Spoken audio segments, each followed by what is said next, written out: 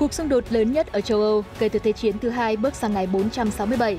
Tổng thống Zelensky nêu lý do tại sao Ukraine không thèm khát lãnh thổ Nga. Trong khi đó, Nga tiết lộ tổn thất của hai bên trong 3 ngày giao tranh ác liệt, cũng như tung video chiến tăng NATO phát nổ sau đòn tấn công bằng tên lửa. Các tin tức quốc tế khác, Phó Tổng thống Mỹ khẳng định cam kết sắt đá với Israel. Iran mở lại đại sứ quán tại Ả Rập Xê Út sau 7 năm. Ngoại trưởng Mexico từ chức, tập trung vào cuộc đua giành vị trí kế nhiệm Tổng thống Andrés López. Ngôi sao Pháp Benzema cập bến câu lạc bộ Al Ittihad, trở thành tên tuổi lớn tiếp theo của làng bóng thế giới gia nhập Saudi Pro League sau Cristiano Ronaldo. Tham quan nhà thờ Hồi giáo lịch sử Al-Zahid Beba ở thủ đô Cairo của Ai Cập mở cửa trở lại sau thời gian dài cải tạo kéo dài 2 thập kỷ. Tất cả sẽ có trong chương trình Thế giới hôm nay.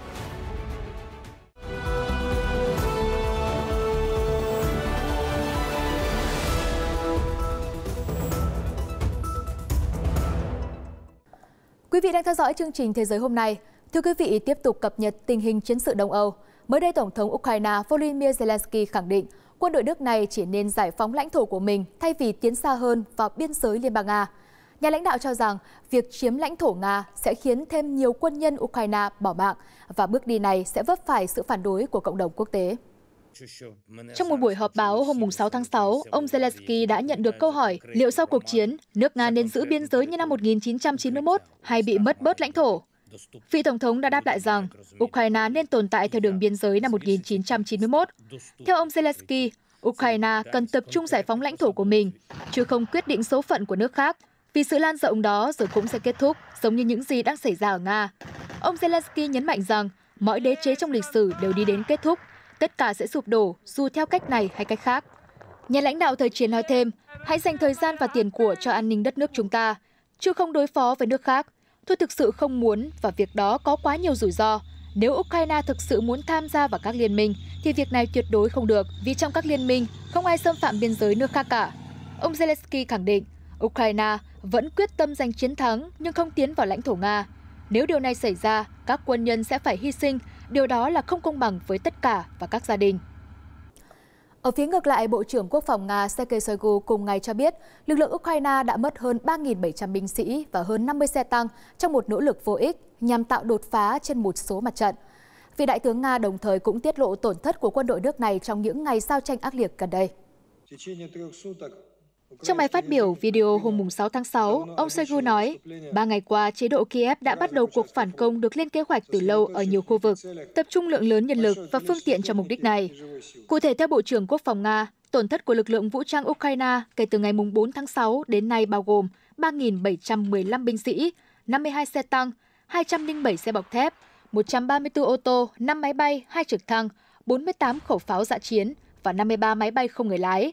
Trong khi đó, thiệt hại của Nga là 71 binh sĩ thiệt mạng, 210 người bị thương, cùng 15 xe tăng, 9 xe bọc thép, 2 ô tô và 9 khẩu pháo bị phá hủy.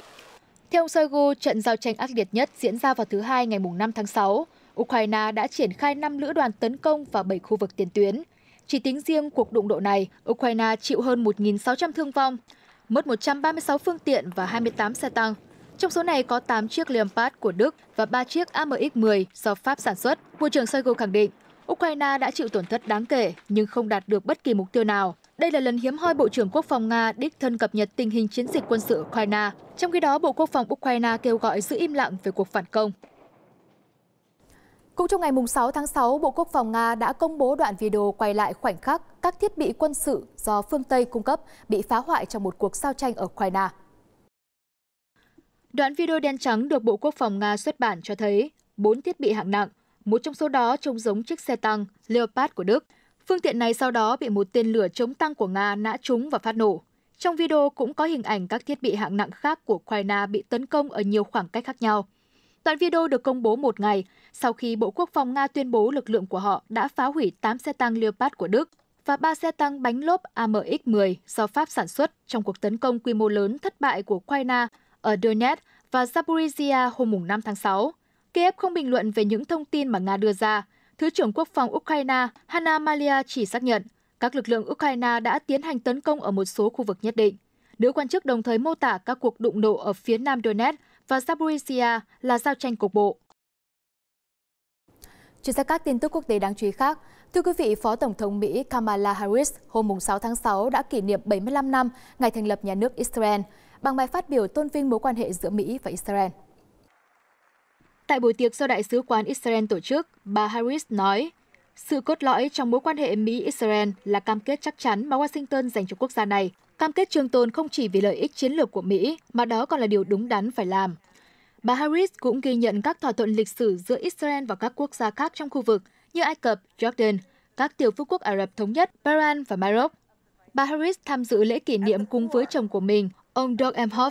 Ông là người Do Thái đầu tiên trở thành phu quân của Phó Tổng thống Mỹ. Ông Emhoff coi việc đấu tranh chống lại chủ nghĩa bài Do Thái là vấn đề then chốt. Theo Bộ Ngoại giao Hoa Kỳ, Israel đã trở thành một quốc gia vào ngày 14 tháng 5 năm 1948, khi ông David Ben-Gurion, người đứng đầu cơ quan Do Thái, tuyên bố thành lập nhà nước Israel. Tổng thống Mỹ khi đó là Harry S. Truman, người đã công nhận quốc gia mới vào cùng ngày. Trong khi đó, hãng thông tấn nhà nước SPA của Ả Rập Xê Út đưa tin Thái tử Saudi Mohammed bin Salman vừa có cuộc hội đàm với Ngoại trưởng Mỹ Antony Blinken và hai bên đã thảo luận về quan hệ song phương. Theo SPA, ông Blinken và Thái tử Mohammed bin Salman đã trao đổi về việc hợp tác trên nhiều lĩnh vực khác nhau và sự phát triển trong bối cảnh thế giới hiện nay. Ông Blinken đã đến Ả Rập Xê Út vào ngày 6 tháng 6 với nhiệm vụ củng cố mối quan hệ giữa Washington và Riyadh. Sau nhiều năm, hai bên bất đồng sâu sắc về các vấn đề từ Iran, an ninh khu vực và giá dầu. Trước đó, Ả Rập Xê Út tuyên bố sẽ cắt giảm mạnh sản lượng dầu vào tháng 7 này, dựa trên thỏa thuận tiếp tục gia hạn của OPEC nhằm hạn chế nguồn cung vào năm 2024. Bộ Năng lượng Ả Rập Xê Út cho biết sản lượng dầu của nước này sẽ giảm xuống 9 triệu thùng một ngày trong tháng 7.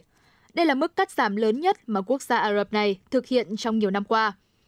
OPEC Cộng là tổ chức các nước xuất khẩu dầu mỏ và các đồng minh do Nga dẫn đầu, bơm khoảng 40% lượng dầu thô của thế giới. Theo Reuters, điều đó có nghĩa là chính sách của họ sẽ tác động lớn đến giá dầu.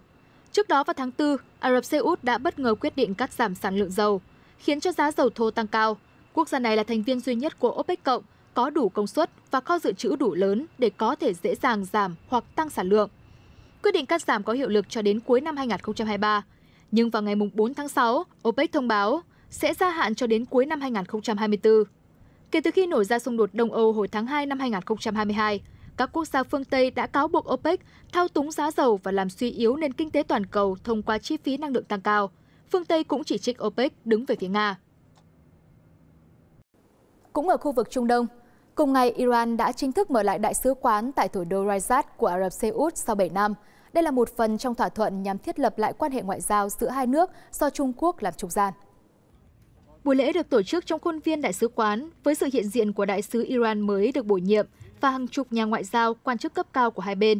Phát biểu trong buổi lễ, Thứ trưởng Ngoại giao Iran Ali Zera Bigdeli nói, hôm nay là một ngày quan trọng đối với mối quan hệ giữa Cộng hòa Hồi giáo Iran và Ả Rập Xê Út. Khu vực Trung Đông đang hướng tới sự hợp tác và hòa hợp để đạt được sự thịnh vượng và phát triển ổn định. Năm 2016, mối quan hệ giữa Iran và Ả Rập Xê Út rơi vào bế tắc sau khi Riyadh, với dân số đa số theo dòng Hồi giáo Sunni, hành quyết giáo sĩ Nimba Nim, người được cho là lãnh đạo ở tỉnh miền đông đất nước, vốn có đa số người theo Hồi giáo dòng Shiite sinh sống. Người Iran đã phản đối vụ hành quyết và xông vào đốt đại sứ quán của Ả Rập Xê Út tại Tehran. Sự việc trên khiến Riyadh cắt đứt mọi mối quan hệ ngoại giao với Tehran và cả hai tuyên bố đóng cửa đại sứ quán. Iran không phải là quốc gia duy nhất mà Ả Rập Xê Út hàn gắn quan hệ gần đây. Hồi tháng 4, Zerrat đã tuyên bố tái thiết lập quan hệ với Syria và tiến hành các cuộc đàm phán hòa bình với lực lượng Houthi của Yemen. Ở Tunisia, Tổng thống Kais Saied hôm 6 tháng 6 đã tiếp Thủ tướng Ý Giorgia Meloni tại dinh Tổng thống ở thủ đô Tunis. Lãnh đạo hai nước đã thảo luận về khoản vay từ Quỹ tiền tệ quốc tế nhằm giúp Tunisia phục hồi kinh tế sau khủng hoảng tài chính nghiêm trọng. Một nguồn tin từ văn phòng Thủ tướng Ý cho biết, hai nhà lãnh đạo đã thảo luận về những nỗ lực mà Ý đang thực hiện liên quan đến thỏa thuận giữa Tunisia và Quỹ tiền tệ quốc tế IMF về khoản vay 1,9 tỷ đô la Mỹ. Khoản tiền này nhằm giúp quốc gia Bắc Phi giải quyết cuộc khủng hoảng tài chính nghiêm trọng hiện nay. IMF yêu cầu chính phủ Tunisia thực hiện một loạt cải cách trước khi khoản vay có thể được cấp. Tuy nhiên, chính quyền Tunisia đang yêu cầu tổ chức này giải ngân đợt tài trợ đầu tiên ngay lập tức, còn phần còn lại sẽ được thanh toán khi các cải cách được thực hiện. Trong hội nghị thượng đỉnh G7 vào tháng trước tại Hiroshima, bà Meloni đã kêu gọi IMF áp dụng cách tiếp cận thực tế để giải ngân vốn cho Tunisia mà không cần điều kiện tiên quyết. Bà Meloni nói vào hôm thứ Ba, khoản vay này vẫn là điều kiện cơ bản cho sự phục hồi hoàn toàn của Tunisia. Bà kêu gọi EU tăng cường hỗ trợ cho Tunisia bằng một gói hỗ trợ tài chính đáng kể. Bà đã đảm bảo với ông Say rằng bà sẵn sàng quay lại Tunisia sớm cùng với Chủ tịch Ủy ban EU Ursula von der Leyen. Bà Meloni cũng đã nhấn mạnh mối quan hệ lịch sử giữa Ý và Tunisia. Bà nói, chúng ta là bạn và chúng ta phải hợp tác với nhau nhiều hơn nữa. Sự ổn định và phát triển của nền dân chủ ở Tunisia là điều cần thiết đối với Ý. Cùng nhau, chúng ta có thể đạt được những mục tiêu đầy tham vọng. Bà Meloni cũng đã gặp Thủ tướng Tunisia Della Bonderomhen để thảo luận về hợp tác tài chính và nỗ lực giải quyết tình trạng di cư bất hợp pháp. Liên quan đến cuộc đua vào Nhà Trắng năm 2024, cựu Tổng thống bang New Jersey, Mỹ, ông Chris Christie, hôm 6 tháng 6 đã chính thức khởi động chiến dịch tranh cử của mình. Ông cũng là một ứng cử Đảng Cộng Hòa, giống như cựu Tổng thống Donald Trump. Ông Christie từng là cố vấn cho chiến dịch tranh cử thành công của ông Trump năm 2016. Tuy nhiên, sau đó ông Christie đã bị chỉ trích vì những tuyên bố sai lệch về đợt bầu cử năm 2020. Ông Christie đã nộp đơn ứng cử và công bố chiến dịch của mình trong ngày 6 tháng 6 tại bang New Hampshire. Là một cựu công tố viên liên bang, năm nay đã 60 tuổi, ông Christie tuyên bố mình sẽ là đối thủ tiềm năng duy nhất và có khả năng đối đầu trực diện với ông Trump, người đang dẫn đầu các cuộc thăm dò trong Đảng Cộng Hòa. Tôi đã quan sát đất nước của chúng ta trong hơn một thập kỷ qua. Nước Mỹ dường như ngày càng thu hẹp lại về mọi mặt. Mọi thứ nhỏ hơn trong cách chúng ta nói chuyện với nhau và nhìn nhau. Ông Donald Trump đã khiến chúng ta trở nên nhỏ hơn bằng cách chia rẽ, tạo ra sự đọ sức giữa nhóm này với nhóm khác, các nhóm đối đầu với nhau mỗi ngày. Theo Reuters, ông Christie vẫn chưa đạt được kết quả tốt trong một số đợt khảo sát gần đây. Ông thực chất chỉ nhận được 1% sự ủng hộ từ các cử tri sơ bộ trong Đảng Cộng Hòa. Mặt khác, ông Trump lại nhận được tới 49% ủng hộ và thống đốc Florida Ron DeSantis là 19%. Ông Christie cũng ra tranh cử tổng thống vào năm 2016, nhưng đã nhận lại kết quả đáng thất vọng trong cuộc bầu cử sơ bộ ở bang New Hampshire.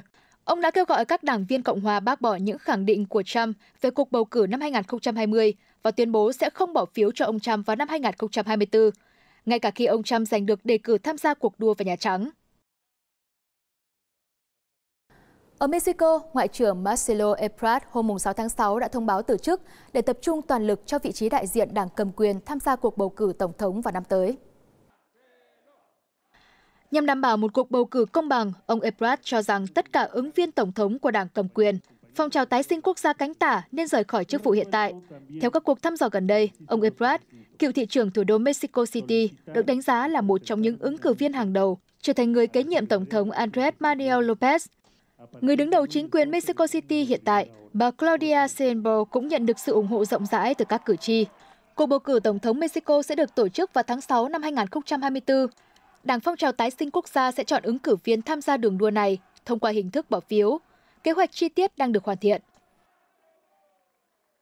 Thưa quý vị, Đức Giáo hoàng Francis hôm 6 tháng 6 đã thực hiện cuộc kiểm tra sức khỏe định kỳ tại Bệnh viện Gemelli ở thủ đô Rome. Kết thúc buổi kiểm tra, người đứng đầu Giáo hội Công giáo Roma đã trở về Tòa Thánh Vatican. Theo truyền thông Ý, Giáo hoàng đã đến khoa chuyên điều trị bệnh nhân lớn tuổi của Bệnh viện Gemelli vào lúc 10 giờ 40 phút theo giờ địa phương và rời đi sau 40 phút. Tòa Thánh Vatican chưa có thông báo chính thức về vụ việc này.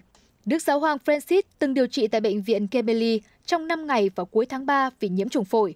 Tháng trước, ông cũng hủy một buổi thuyết giảng do bị sốt. Trong những năm gần đây, người đứng đầu Vatican gặp một số vấn đề về sức khỏe, trong đó có chứng đau đầu gối dai dẳng. Ông từng xuất hiện trước công chúng bằng xe lăn hoặc chống gậy. Tuy nhiên, Đức Giáo hoàng vẫn duy trì lịch trình bận rộn của mình. Sắp tới, ông có kế hoạch thăm Bồ Đào Nha từ ngày 2 đến ngày 6 tháng 8 để tham dự Đại hội Giới Trẻ Thế Giới và sau đó là Mông Cổ từ ngày 31 tháng 8 đến ngày 4 tháng 9. Thưa quý vị, Karim Benzema mới đây đã chính thức gia nhập câu lạc bộ Al-Ittihad theo dạng chuyển nhượng tự do sau khi rời Real Madrid. Theo đó, trở thành cái tên lớn tiếp theo gia nhập làng bóng Ả Rập Xê Út. Trên trang web chính thức của đội bóng, nhà tân vô địch Saudi Pro League thông báo ngắn gọn Benzema chào mừng đến Al-Ittihad. Về phía đương kim quả bóng vàng châu Âu, anh chia sẻ Saudi Pro League là một giải đấu hay và có nhiều cầu thủ giỏi. Cristiano Ronaldo cũng đã chơi ở đây. Tôi rất hào hứng khi được trải nghiệm một giải bóng đá mới ở một quốc gia khác biệt.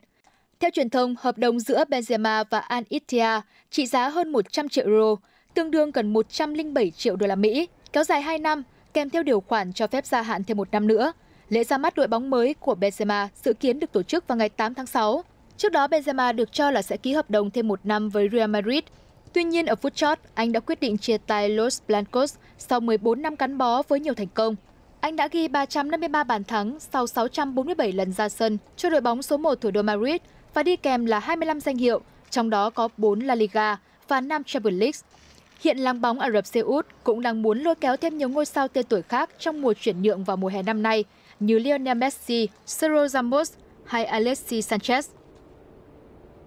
Mới đây, nhà thờ Hồi giáo lịch sử Al-Zahid Baiba ở thủ đô Cairo của Ai Cập đã mở cửa đón tiếp du khách trở lại sau thời gian cải tạo kéo dài gần 2 thập kỷ.